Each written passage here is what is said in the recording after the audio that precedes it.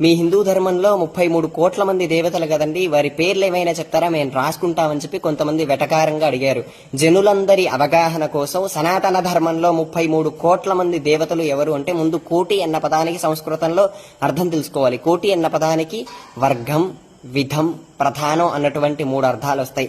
ఇందులో 33 వర్గములే 33 కోట్ల మంది దేవతలు.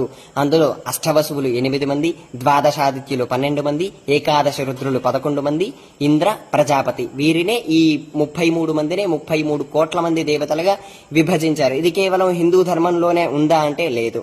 ఇటు పార్సీ మతంలోనూ ఇదే విధానంగా ఉంది. వారి మతానుసారం బౌద్ధంలోనూ ఉంది. బౌద్ధంలో 7 బుద్ధులు అంటారంటే 7 కోట్ల మంది బుద్ధులు అని అర్థం సార్వజనికంగా తీసుకున్నట్లయితే. కానీ దాని అంతరార్థం ఏంటంటే 7 ప్రధాన బుద్ధులు అని అర్థం.